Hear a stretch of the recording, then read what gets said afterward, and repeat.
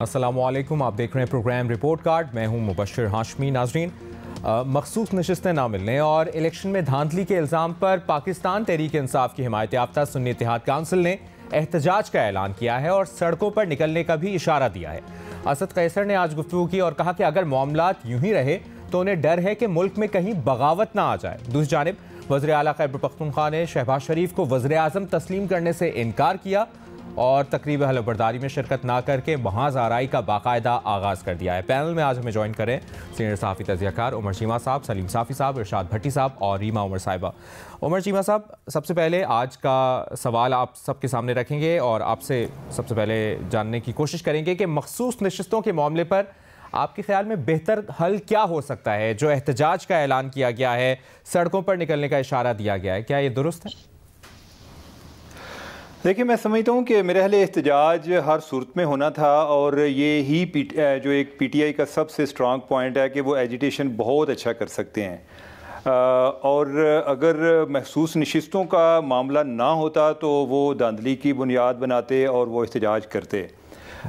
इस हद तक उन्होंने ज़रूर सीखा है पिछले इलेक्शन से, या कि वो जिस तरह उन्होंने असम्बलियों से रिज़ाइन कर दिया था, ये उन्होंने ज़रूर सीखा है कि हमारी असम्बली में मौजूदगी ज़रूरी है। बाकी जो उनका असल बैटल ग्राउंड है वो उन्होंने एहतजाज की सूरत में उसको आगे बरकरार रखना है। अब क्या उनको आपका जो सवाल है कि उनको क्या मखसूस नशिस्तें मिलनी चाहिए थी या नहीं मिलनी चाहिए थी, आइडियली तो मिलनी चाहिए थी, लेकिन क्या उन्होंने वो कायदे ज़ाब्ते वो पूरे किए हैं कि जिसके तहत मिलनी चाहिए थी? अगर एक इसका पहलू तो ये है कि वो ये भी तवक्को नहीं कर रहे थे कि उनसे इंतहाबी निशान छीना जाएगा। लेकिन मेरे ख्याल है कि जो पीटीआई है जितना एजिटेशन की तरफ फोकस करती है वो कानूनी नुकात की तरफ फोकस करती तो इलेक्शन वाला मामला इस तरह के डिले का शिकार ना होता या उसमें कोई इस तरह के कानूनी एतराज़ पैदा ना होते, तो ये आज हम डिस्कस ही नहीं कर रहे होते। दूसरा फिर यह है कि अगर उनसे इंतहाबी निशान छिन गया और उनके पास दूसरा ऑप्शन जो उन्होंने तलाश किया वो ये था कि कोई अपनी एक पार्किंग एरिया के जिधर अपने सारे मेंबर असम्बली को पार्क किया जाए, उसके लिए उन्हें एक पार्टी की ज़रूरत थी। अब उन्होंने सुन्नी इत्तेहाद कौंसिल का इंतखाब किया, वो किसी और जमात का भी कर सकते थे। मसलन ये है कि अगर वो जो जिन जमातों पर उनकी नज़र थी उसमें अगर वो जमात इस्लामी की तरफ चलते और ये मसला पैदा ना होता, क्योंकि जमात इस्लामी ने कुछ नशिस्तों के लिए तो अप्लाई किया हुआ था अपने जुस्से के मुताबिक। उनको ये आइडिया था कि इतनी को हमारी सीट्स आएंगी और इतनी हमें मखसूस नशिस्तें भी मिल जाएंगी।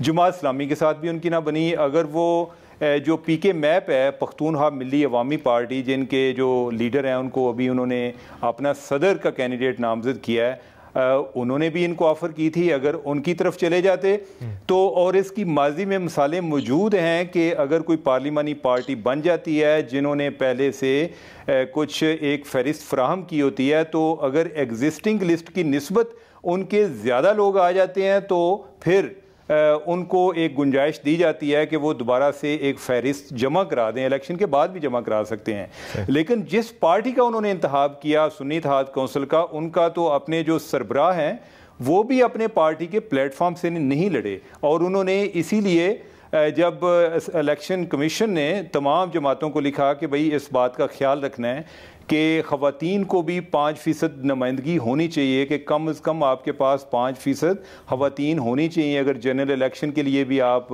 टिकट्स देते हैं। तो उनका जवाब ये आया जी कि हमारे पास, हम तो इलेक्शन ही नहीं लड़ रहे, तो ना ही हम ख़वातीन को उधर दे सकते हैं और ना ही हमने कोई ऐसी को फहरिस्त वगैरह भी फ्राहम की है। तो इसमें क्या करना चाहिए? अगर कानूनी लिहाज से इसको देखा जाए तो मुझे तो कोई ऐसा वो अगर अपना होमवर्क नहीं करते तो एहतजाज की उन्हें ज़रूरत पेश आई है, लेकिन इसका कोई लॉजिक क्या होगा उसका मुझे नहीं आइडिया। और इस पे किस बुनियाद पे इनको कोई नशिस्तें दी जा सकती थी, उसकी तो कुछ दोबारा से कोई तशरीह की जाए या उनकी इस ताहीर को नज़रअंदाज किया जाए और ये मामला, और तब भी जाकर इनको हो सकता है, और ये मामला आगे सुप्रीम कोर्ट ही तय कर सकती है। इलेक्शन कमीशन लेवल पे तो उन्होंने जो एक कानून है उसके मुताबिक इनकी कोई गुंजाइश नहीं बन रही थी। अब यह है कि क्या वो एहतजाज के ज़रिए ये चीज़ कर सकते हैं? मेरा नहीं ख्याल कि ये मुमकिन है। और ये आने वाली गवर्नमेंट जो कि नई गवर्नमेंट आई है उनके लिए मेरे ख्याल पहले 6 माह जो हैं वो एक टेस्ट केस होगा कि क्या वो एहतजाज इनको करने देते हैं और किस हद तक करने देंगे, या कि जिस तरीके से पीटीआई माजी में एहतजाज करती आई है क्या उनको इस तरह की इजाज़त आइंदा भी दी जाएगी, या कि कोई कंट्रोल किस्म का एहतजाज होगा, उसका वक्त तय करेगा। ठीक है रीमा, बुनियादी सवाल पर तो आपका तजिया लेंगे ही, लेकिन इससे पहले आपसे ये जानना चाहूँगा इलेक्शन कमीशन ऑफ पाकिस्तान का जो डिसीजन आया है इस पर आपकी क्या राय है? जी शुक्रिया मुबशर। माजी में जा तो नहीं सकते, लेकिन मेरा ख्याल है पीटीआई के लिए आईनी तौर पे बेहतर इकदाम ये होता कि वो रूल 94 जो इलेक्शंस एक्ट के रूल्स का है उसको चैलेंज करता, क्योंकि ये रूल कहता है कि जिस पॉलिटिकल पार्टी के पास सिंबल नहीं है उन्हें रिजर्व सीट्स नहीं मिल सकती। मेरी नज़र में ये एक बहुत स्ट्रॉन्ग आइनी केस बनाया जा सकता है कि ये रूल जो है ये इलेक्शंस एक्ट के और आइन के खिलाफ है। लेकिन ये एक मेरा ख्याल है अहम बात है और इसको एक्नॉलेज करना चाहिए कि पीटीआई ने ये स्ट्रैटेजी नहीं अपनाई। उन्होंने इंस्टेड एक जुगाड़ जिसे आप कहते हैं उसका सहारा लिया और उन्होंने कहा हम एक ऐसी सियासी जमात को ज्वाइन करेंगे जिनके पास सिंबल है ताकि हमें रिजर्व सीट्स मिल सकें। जियो पे मेरा ख्याल है उस वक्त जब ये डिस्कस हो रहा था कि वो किस सियासी जमात को ज्वाइन करेंगे तो रऊफ हसन साहब ने कहा था, उनको पता था, उनको ये बात मालूम थी कि जिन सियासी जमातों ने रिजर्व लिस्ट नहीं जमा करवाई हुई उनको ज्वाइन करना कॉम्प्लिकेशंस क्रिएट कर सकता है, इसलिए उन्होंने कई बार जियो पे आके एक्नॉलेज भी किया। लेकिन फिर हमने देखा कि पीटीआई ने सुन्नी इत्तेहाद काउंसिल ज्वाइन की जिन्होंने रिजर्व लिस्ट जो है वो नहीं जमा करवाई हुई थी। मेरा ख्याल है पीटीआई ने रिलाई किया बाप पार्टी का जो प्रेसिडेंट है उस पर, उन्होंने सोचा उस प्रेसिडेंट को इस्तेमाल करके वो अगर इलेक्शन कमीशन के सामने नहीं तो एटलीस्ट पब्लिकली एक नैरेटिव बना सकेंगे कि उनको रिजर्व सीट्स मिलनी चाहिए और अगर नहीं मिली तो वो बात कर सकेंगे कि वो फिर से विक्टिमाइज हुए हैं। तो ये मेरा ख्याल है पीटीआई की एक स्ट्रैटेजी थी जो फिलहाल ऐसा लगता है कि एटलीस्ट लीगली फेल हुई लेकिन नैरेटिव बनाने में कामयाब हुई। दूसरी तरफ अगर इलेक्शन कमीशन की बात करें, मेरी नज़र में 2 ब्लंडर्स किए हैं इलेक्शन कमीशन ने अपने फैसले में। पहला ये कि बाप पार्टी का प्रेसिडेंट एक है, वो एग्जिस्ट करता है, उसकी नोटिफिकेशंस आप देख लें 2019 की इलेक्शन कमीशन की वेबसाइट पे आपको मिल जाएंगी कि एक ऐसी पार्टी जिसने लिस्ट नहीं जमा करवाई थी उनको नई लिस्ट जमा करवाने की दी गई, एक अपॉर्चुनिटी दी गई क्योंकि इंडिपेंडेंस ने उन्हें ज्वाइन कर लिया था। तो लेकिन इस फैसले में इलेक्शन कमीशन ने लिखा है कि हमें कोई एविडेंस नहीं दिया गया कि ऐसा कोई मामला हुआ था। मेरी नज़र में ये एक कॉप आउट है क्योंकि शायद उनके पास जवाब नहीं था कि उन्होंने माजी में ये क्यों किया। लेकिन अगर वो डिस्टिंग्विश भी करना चाहते थे तो वो कर सकते थे, अगर वो ये कहना चाहते थे कि माजी में गलती हो गई, एटलीस्ट मेरा ख्याल है फैसले में इसको एक्नॉलेज करना बनता था। दूसरी और मेरा ख्याल है इसकी कोई पॉलिटिकल कॉन्सिक्वेंसेस और भी हो सकते हैं। इलेक्शन कमीशन ने कहा कि पॉलिटिकल पार्टी ही नहीं है सुन्नी इत्तेहाद काउंसिल। उन्होंने एक अजीब सी तशरीह की है पॉलिटिकल पार्टी की कि वो वही पार्टी है जो इलेक्शन में हिस्सा लेती है। अब अगर ऐसा है मुबशर तो पीटीआई के इंडिपेंडेंस ने जब सुन्नी इत्तेहाद काउंसिल ज्वाइन की तो ईसीपी ने उन्हें क्यों अलाउ किया? अगर आप देखें जो ईसीपी के ही नोटिफिकेशंस आए हैं रिजर्व सीट्स के ऊपर, उन्होंने एक्नॉलेज किया है कि सुन्नी इत्तेहाद काउंसिल ने कोई सीट नहीं जीती लेकिन पीटीआई के इंडिपेंडेंस ने उन्हें ज्वाइन किया, इसलिए उनकी इतनी नशिस्तें हैं असेंबलीज में। तो अगर वो पॉलिटिकल पार्टी ही नहीं है तो पीटीआई इंडिपेंडेंस उसे कैसे ज्वाइन कर सकते थे? क्योंकि जो आइन की शिक है वो एक ही है जिसमें पॉलिटिकल पार्टी उसको कहा गया है कि उसमें इंडिपेंडेंस ज्वाइन भी कर सकते हैं, फिर उन्हें रिजर्व सीट भी मिल सकती हैं। तो जहां तक रिजर्व लिस्ट्स की बात है, उसके स्केड्यूल की बात है, मेरा ख्याल है उस पर ईसीपी का मौक़िफ़ ज्यादा स्ट्रांग है। लेकिन उन्हें इस बात को एक्नॉलेज करना चाहिए कि माजी में उन्होंने एक्सेप्शंस क्रिएट की हैं बाप के लिए, लेकिन जहां तक पॉलिटिकल पार्टी होने का सवाल है उसमें उनका मौक़िफ़ और उनकी तशरीह पॉलिटिकल पार्टी की कमजोर है। ये मैंने इसलिए कहा अहम बात है, इसलिए क्योंकि क्या अब कल के फैसले के बाद पीटीआई बैक्ड इंडिपेंडेंस सुन्नी तहरीक का हिस्सा है या नहीं है? क्योंकि अगर सुन्नी इत्तेहाद काउंसिल, क्योंकि अगर वो पॉलिटिकल पार्टी ही नहीं है तो पीटीआई इंडिपेंडेंस की हैसियत इंडिपेंडेंस की ही होगी नेशनल असेंबली में और बाकी प्रोविंशियल असेंबलीज में। इसकी मेरा ख्याल है हमें मजीद तशरीह की जरूरत है क्योंकि कल के फैसले ने ये कॉन्ट्रडिक्शन क्रिएट करती है। अब फाइनली क्या होगा मुझे हैरत होती है कि ये कहा जाता है कि इलेक्शंस एक्ट जो है वो आइन से कॉन्ट्रडिक्ट कर रहा है। जैसे उमर ने भी अभी बात की, अगर आपको आइन एक हक देता है, वहां तक पहुंचने के लिए प्रोसीजर फॉलो करना जरूरी है। मुझे हक है कि मैं वोट करूं, लेकिन अगर मैं पोलिंग बूथ नहीं जाती एक मखसूस टाइम के दौरान, तो मैं ये नहीं कह सकती कि मुझे अगले दिन वोटिंग की इजाजत दी जाए क्योंकि ये मेरा हक है। जो प्रोसीजर है वो फॉलो करना होता है, और इस प्रोसीजर में कि आप लिस्ट पहले दें ताकि उनकी स्क्रूटनी हो, आपके वोटर्स को पता हो आपकी रिजर्व लिस्ट पे आपने किसको नॉमिनेट किया, ये एक अहम बात है। इसको ये कहना कि ये होनी ही नहीं चाहिए और इलेक्शन के बाद हर पार्टी खुद से कहे अब हम नई लिस्ट बनाएंगे, ये इसकी मुझे समझ नहीं आती। लेकिन फाइनली मैं यही कहूंगी कि क्योंकि माजी में एक एक्सेप्शन बनाई गई थी, और आपको याद होगा अगर हमें असाइनमेंट्स मिलती थी स्कूल कॉलेज में, कभी डेडलाइन क्रॉस हो जाती थी, ये आपके टीचर्स का एक होती थी प्रेरोगेटिव कि वो आपका डिले कंडोन करें या ना करें। तो इलेक्शन कमीशन के पास मेरी नजर में ये पावर थी कि वो ये डिले कंडोन कर सकें। माजी में उन्होंने किया, इस वक्त उन्होंने नहीं किया। तो ये सवाल है मेरे लिए कि उन्होंने माजी की अपनी जो कंडोन किया था उसको एक्नॉलेज ही नहीं किया। सो इसलिए ये फैसला कंट्रोवर्शियल बनता है। लेकिन अगर आप प्योरली टेक्निकल लीगल ग्राउंड्स पे देखें तो ये जो रिजर्व लिस्ट की डेडलाइन वाला मामला था, इसमें समझ आती है कि ये डेडलाइन इलेक्शन कमीशन क्यों देता है, और मेरी नजर में इलेक्शंस एक्ट और आइन की कोई कॉन्ट्रडिक्शन नहीं है। सही। भट्टी साहब, जो तो रीमा का भी तज़िया आपने सुना, और जो मखसूस नशिस्तों की तकसीम भी अब शुरू हो गई है। PTI की जानिब से एहतजाज का ऐलान किया गया है, सड़कों पर निकलने का इशारा दे दिया है असद कैसर ने आज। आप किस तरह से इस मामले को देख रहे हैं, और मखसूस नशिस्तों के मामले पर आपको क्या लगता है कि बेहतर हल क्या हो सकता है? जनाब स्पीकर, आपके सवाल के दो हिस्से हैं।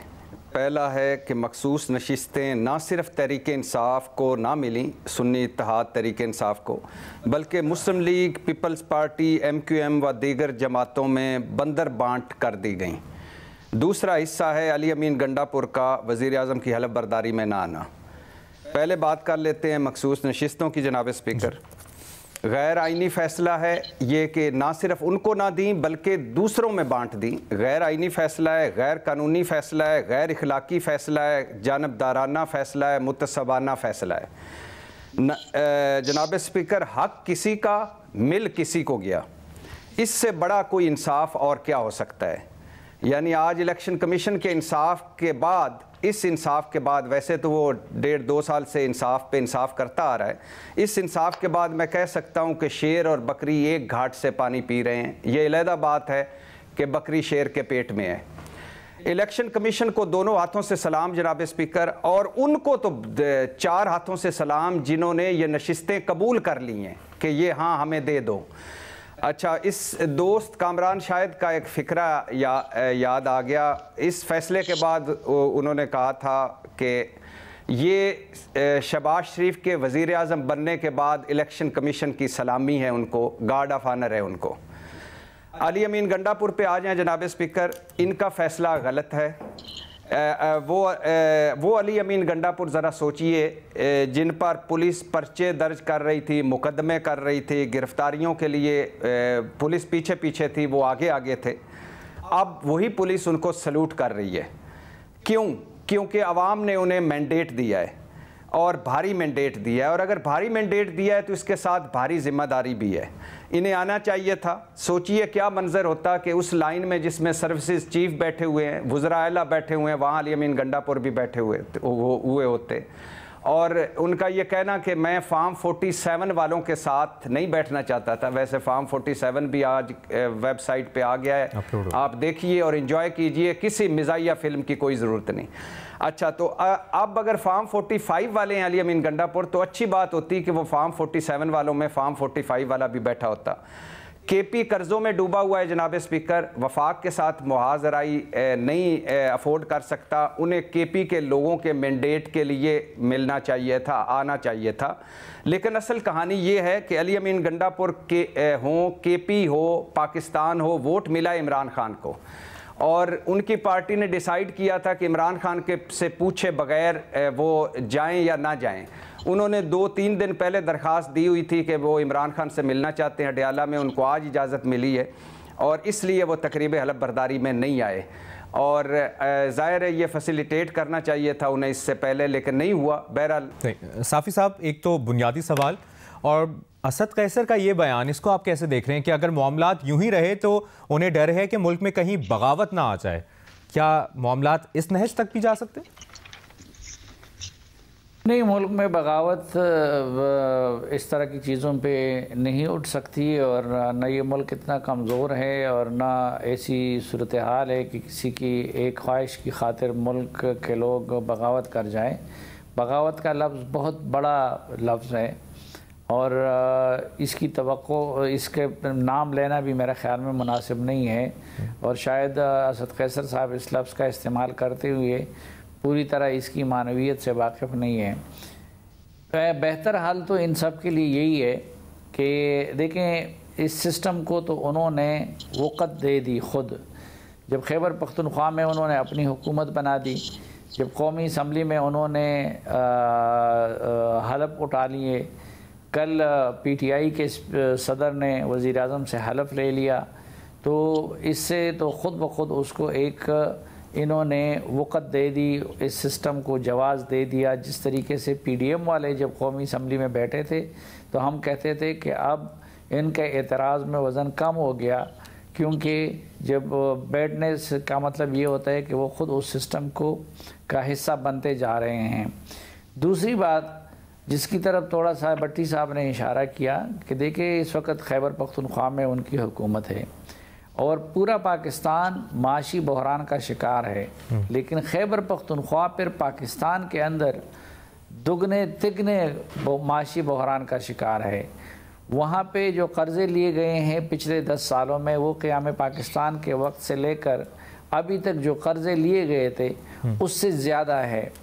फिर उसके बावजूद खैबर पख्तूनख्वा में माशी बहरान का ये हाल है कि तनख्वाहें देना मुश्किल है। वफाक के साथ 2 इश्यूज़ खैबर पख्तूनख्वा के माशी हवालों से चल रहे हैं। एक तो बिजली के नेट प्रॉफिट का, उसमें खैबर पख्तूनख्वा का हिस्सा है, और फिर दूसरा ये जो फाटा मर्जर के बाद ख़ुद 15% आबादी खैबर पख्तूनख्वा की बढ़ गई है, लेकिन मरकज़ से उसके शेयर को उस तनासब के साथ नहीं बढ़ाया गया है। और फिर ऊपर से एक और चीज़ थी कि मर्जर के वक्त जो तमाम सियासी पार्टियों ने ये वादा किया था कि 3% ऑफ द डिविजिबल पूल वो खैबर पख्तूनख्वा को 10 साल तक इजाफी दिया जाएगा, तो वो भी किसी साल नहीं दिए गए, न PTI की हुकूमत में दिए गए और न बाद में PDM की हुकूमत में दिए गए। तो खैबर पख्तूनख्वा को चलाने के लिए इस वक्त ज़रूरी है कि मरकज़ से एक तो नेट प्रॉफिट का, और फिर ये 15% का, और फिर ये जो फाटा मर्जर के वक्त जो वादे किए गए थे उसको पूरा करने का मामला हल कर लिया जाए मरकज़ से। अब मरकज़ के साथ आप अगर माज़राई करेंगे तो उस माज़राई की सूरत में खैबर पख्तूनख्वा को ये हक़ लेना, खैबर पख्तूनख्वा के लिए ये हक़ दिलवाना उनके लिए मुश्किल होगा। बाकी ये आज तक हमने कोई मसला सड़कों पे हल होते हुए नहीं देखा है। पार्लियामेंट उनके पास है, पार्लियामेंट में उन्होंने हरफ उठा दिया है, उधर करें अपना मुकदमा, मुतालिका फोरम पे बैठ के अपने सूबे का मुकदमा लड़े, मुश्तरका मफादात कौंसिल जैसे फोरम जो है। और इसके अलावा इस वक्त तो अल्लाह का शुक्र है कि जुडिशरी हमारी काफ़ी लीनियंट है टूवर्ड्स PTI। तो अगर सीटों का मामला है या कोई और मामला है तो सड़कों पे जाने, लोगों की जान और माल को ख़तरे में डालने और लोगों के कारोबार को मुतासर करने से बेहतर ऑप्शन यही है कि अदालतों से रुजू किया जाए। सही, एक ब्रेक लेते हैं और ब्रेक के बाद हम बात करेंगे। बिलावल भुट्टो ज़रदारी ने कौमी असम्बली इजलास में तकरीर की और तकरीर के दौरान अपोजिशन की हंगामाराई पर वो गुस्से में आए और कहा कि ये होते कौन हैं हमें आइन और जमहूरियत के लेक्चर देने वाले। इस पर बात करेंगे एक ब्रेक के बाद। ब्रेक के बाद खुशामदीद। बिलावल भुट्टो ज़रदारी कौमी असम्बली में अपनी तकरीर के दौरान अपोजिशन की हंगामाराई पर गुस्से में आए और कहा ये होते कौन हैं हमें आइन और जमहूरियत के लेक्चर देने वाले, जमहूरियत का एहतराम हमारे साथ इन कार्टून्स का भी फ़र्ज़ है। बाद में ये अल्फाज हज़फ भी कर दिए गए और ये भी कहा उन्होंने कि जिनको 6 महीने से जमहूरियत याद आ रही है तो अगर इन्हें लेक्चर देना है तो एक दूसरे को दें, हमें ना दें।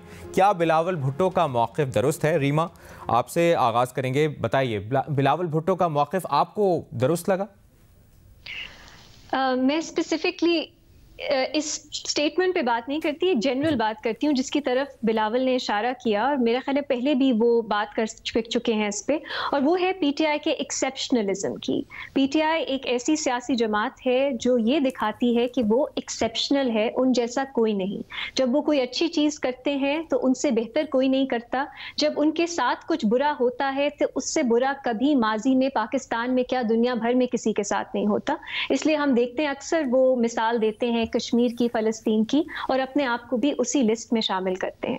अब ये नैरेटिव बिल्डिंग के लिए तो बहुत अच्छा है, और सब ये एक्नॉलेज करते हैं कि पीटीआई सोशल मीडिया पे और जनरली बहुत अच्छा नैरेटिव बनाती है।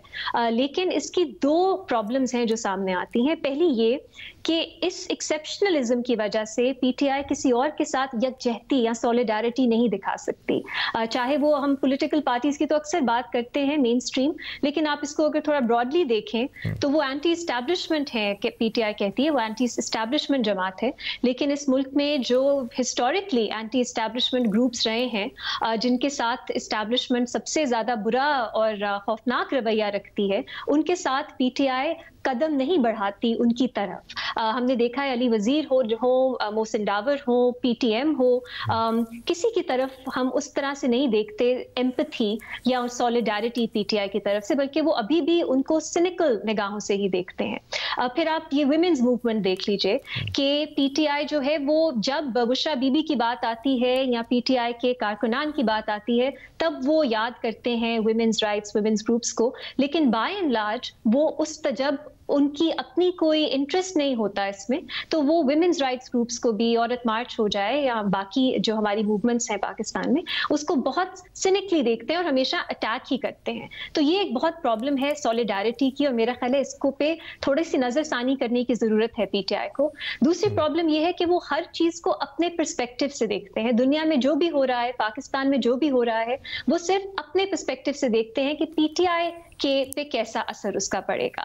अभी ये देखिए पंजाब में, लाहौर में बहुत अहम चीज हो रही है। हम देख रहे हैं एएसपी शेरबानो का जो मामला है और उसमें मजहबी इंतहा पसंदी के खिलाफ हम देख रहे हैं पुलिस जो है वो बात कर रही है, कैंपेन हो रही है, रियासत की तरफ से बहुत अच्छी इंडिकेशन आ रही है कि मजहबी इंतहा पसंदी, इस तरह गलत इस्तेमाल इल्जामात का ब्लास्फेमी के, वो नहीं टॉलरेट किया जाएगा। अब इस पे क्रिटिसिज्म आ रहा है पीटीआई की तरफ से, क्यों? क्योंकि वो कह रहे हैं कि ये तो पूरी एक कंस्पिरेसी थी, पंजाब पुलिस जो पीटीआई के साथ बुरा करती रही है उनकी सॉफ्ट इमेज आगे लाने के लिए। अब खुद देखिए पाकिस्तान में ये बहुत बड़ा मसला है और हमें अप्रिशिएट करना चाहिए कि पंजाब पुलिस या लाहौर में रियासत की तरफ से अच्छी सिग्नलिंग हो रही है, लेकिन क्योंकि पीटीआई सिर्फ अपने पर्सपेक्टिव से देखेगी वो इसको अपोज करेंगे। इसके अलावा आप देख लीजिए मार्शल लॉ की बात पीडीएम के वक्त पे ये होती थी कि इससे बेहतर तो मार्शल लॉ है।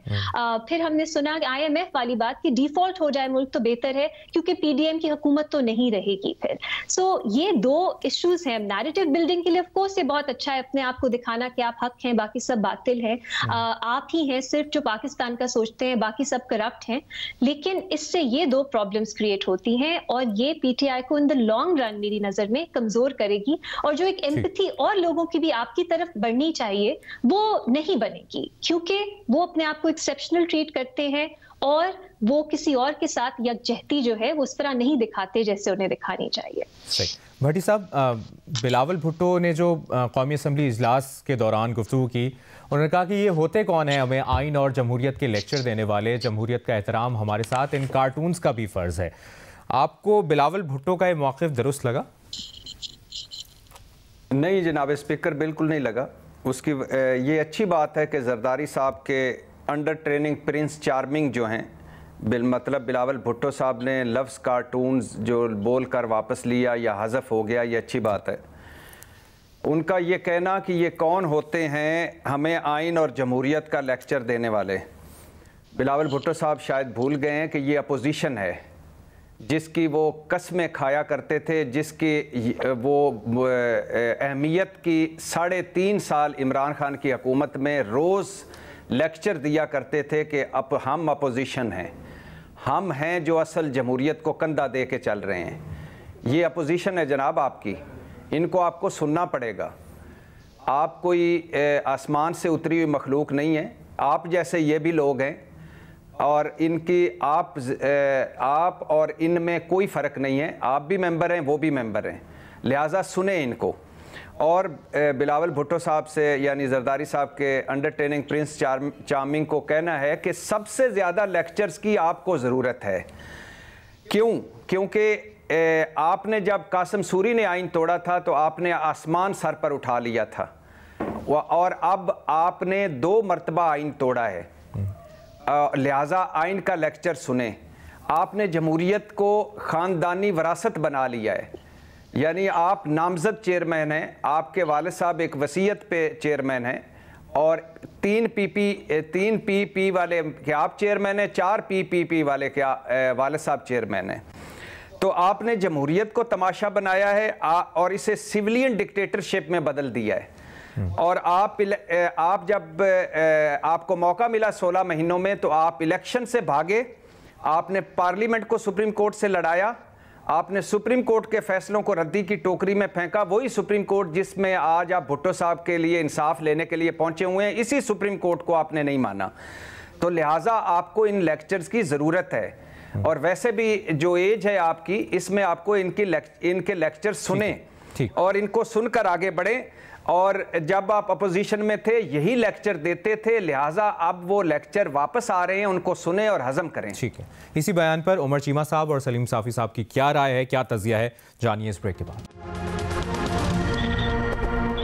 ब्रेक के बाद खुशामदीद। बिलावल भुट्टो जरदारी कौमी असम्बली में अपनी तकरीर के दौरान अपोजिशन की हंगामाराई पर गुस्से में आए और कहा, ये होते कौन है हमें आइन और जमहूरियत के लेक्चर देने वाले? जमहूरियत का एहतराम हमारे साथ इन कार्टून्स का भी फ़र्ज़ है। बाद में ये अल्फाज हज़फ भी कर दिए गए और ये भी कहा उन्होंने कि जिनको 6 महीने से जमहूरियत याद आ रही है, तो अगर इन्हें लेक्चर देना है तो एक दूसरे को दें, हमें ना दें। क्या बिलावल भुट्टो का मौक़िफ़ दुरुस्त है? रीमा, आपसे आगाज़ करेंगे, बताइए बिलावल भुट्टो का मौक़िफ़ आपको दुरुस्त लगा? मैं स्पेसिफिकली इस स्टेटमेंट पे बात नहीं करती, जनरल बात करती हूँ जिसकी तरफ बिलावल ने इशारा किया, और मेरा ख्याल है पहले भी वो बात कर चुके हैं इस पे, और वो है पीटीआई के एक्सेप्शनलिज्म की। पीटीआई एक ऐसी सियासी जमात है जो ये दिखाती है कि वो एक्सेप्शनल है, उन जैसा कोई नहीं। जब वो कोई अच्छी चीज़ करते हैं तो उनसे बेहतर कोई नहीं करता, जब उनके साथ कुछ बुरा होता है तो उससे बुरा कभी माजी में पाकिस्तान में क्या दुनिया भर में किसी के साथ नहीं होता। इसलिए हम देखते हैं अक्सर वो मिसाल देते हैं कश्मीर की, फ़लस्तीन की, और अपने आप को भी उसी लिस्ट में शामिल करते हैं। अब ये नैरेटिव बिल्डिंग के लिए तो बहुत अच्छा है और सब ये एक्नॉलेज करते हैं कि पीटीआई सोशल मीडिया पे और जनरली बहुत अच्छा नैरेटिव बनाती है। लेकिन इसकी 2 प्रॉब्लम्स हैं जो सामने आती हैं। पहली ये कि इस एक्सेप्शनलिज्म की वजह से पीटीआई किसी और के साथ यकजहती या सॉलिडारिटी नहीं दिखा सकती। चाहे वो हम पॉलिटिकल पार्टीज की तो अक्सर बात करते हैं मेन स्ट्रीम, लेकिन आप इसको अगर थोड़ा ब्रॉडली देखें तो वो एंटी इस्टेब्लिशमेंट है कि पीटीआई कहती है, वो एंटी इस्टेब्लिशमेंट जमात है। लेकिन इस मुल्क में जो हिस्टोरिकली एंटी इस्टेब्लिशमेंट ग्रुप्स रहे हैं, जिनके साथ इस्टेब्लिशमेंट सबसे ज्यादा बुरा और खौफनाक रवैया रखती है, उनके साथ पीटीआई कदम नहीं बढ़ाती उनकी तरफ। हमने देखा है अली वजीर हो मोहसिन डावर हो, पीटीएम हो, किसी की तरफ हम उस तरह से नहीं देखते एम्पैथी या सॉलिडारिटी पीटीआई की तरफ से, बल्कि वो अभी भी उनको सिनिकल निगाहों से ही देखते हैं। फिर आप ये विमेंस मूवमेंट देख लीजिए कि पीटीआई जो है वो जब बुशरा बीबी की बात आती है या पीटीआई के कारकुनान की बात आती है तब वो याद करते हैं विमेंस राइट्स, विमेंस ग्रुप्स को, लेकिन बाय एंड लार्ज वो जब उनकी अपनी कोई इंटरेस्ट नहीं होता इसमें, तो वो विमेंस राइट्स ग्रुप्स को भी, औरत मार्च हो जाए या बाकी जो हमारी मूवमेंट्स हैं पाकिस्तान में, उसको बहुत सिनिकली देखते हैं और हमेशा अटैक ही करते हैं। तो ये एक बहुत प्रॉब्लम है सॉलिडारिटी की, और मेरा ख्याल है इसको पे थोड़ी सी नजरसानी करने की जरूरत है पीटीआई को। दूसरी प्रॉब्लम ये है कि वो हर चीज को अपने पर्सपेक्टिव से देखते हैं। दुनिया में जो भी हो रहा है, पाकिस्तान में जो भी हो रहा है, वो सिर्फ अपने पर्सपेक्टिव से देखते हैं कि पीटीआई के पे कैसा असर उसका पड़ेगा। अभी ये देखिए पंजाब में, लाहौर में बहुत अहम चीज हो रही है। हम देख रहे हैं एएसपी शेरबानो का जो मामला है और उसमें मजहबी इंतहा पसंदी के खिलाफ हम देख रहे हैं पुलिस जो है वो बात कर रही है, कैंपेन हो रही है, रियासत की तरफ से बहुत अच्छी इंडिकेशन आ रही है कि मजहबी इंतहा पसंदी, इस तरह गलत इस्तेमाल इल्जामात का ब्लास्फेमी के, वो नहीं टॉलरेट किया जाएगा। अब इस पे क्रिटिसिज्म आ रहा है पीटीआई की तरफ से। क्यों? क्योंकि वो कह रहे हैं कि ये तो पूरी एक कंस्पिरेसी थी पंजाब पुलिस जो पीटीआई के साथ बुरा करती रही है उनकी सॉफ्ट इमेज आगे लाने के लिए। अब खुद देखिए पाकिस्तान में ये बहुत बड़ा मसला है और हमें अप्रिशिएट करना चाहिए कि पंजाब पुलिस या लाहौर में रियासत की तरफ से अच्छी सिग्नलिंग हो रही है, लेकिन क्योंकि पीटीआई सिर्फ अपने पर्सपेक्टिव से देखेगी वो इसको अपोज करेंगे। इसके अलावा आप देख लीजिए मार्शल लॉ की बात पीडीएम के वक्त पे ये होती थी कि इससे बेहतर तो मार्शल लॉ है। फिर हमने सुना कि आईएमएफ वाली बात कि डिफॉल्ट हो जाए मुल्क तो बेहतर है क्योंकि पीडीएम की हुकूमत तो नहीं रहेगी फिर। सो ये दो इश्यूज हैं। नैरेटिव बिल्डिंग के लिए ऑफ कोर्स ये बहुत अच्छा है अपने आप को दिखाना कि आप हक हैं बाकी सब बातिल हैं, आप ही हैं सिर्फ जो पाकिस्तान का सोचते हैं बाकी सब करप्ट हैं। लेकिन इससे ये दो प्रॉब्लम्स क्रिएट होती हैं और ये पीटीआई को इन द लॉन्ग रन मेरी नजर में कमजोर करेगी और जो एक एम्पैथी और लोगों की भी आपकी तरफ बढ़नी चाहिए वो नहीं बनेगी क्योंकि वो अपने आप को एक्सेप्शनल ट्रीट करते हैं और वो किसी और के साथ यकजहती जो है वो उस तरह नहीं दिखाते जैसे उन्हें दिखानी चाहिए। भट्टी साहब, बिलावल भुट्टो ने जो कौमी असम्बली इजलास के दौरान गुफ्तगू की, उन्होंने कहा कि ये होते कौन है हमें आइन और जमहूरियत के लेक्चर देने वाले, जमहूरियत का एहतराम हमारे साथ इन कार्टून्स का भी फ़र्ज़ है। आपको बिलावल भुट्टो का ये मौक़िफ़ दुरुस्त लगा? नहीं जनाब स्पीकर, बिल्कुल नहीं लगा। उसकी ये अच्छी बात है कि जरदारी साहब के अंडर ट्रेनिंग प्रिंस चार्मिंग जो हैं, मतलब बिलावल भुट्टो साहब ने लफ्ज़ कार्टून्स जो बोल कर वापस लिया या हज़फ हो गया, ये अच्छी बात है।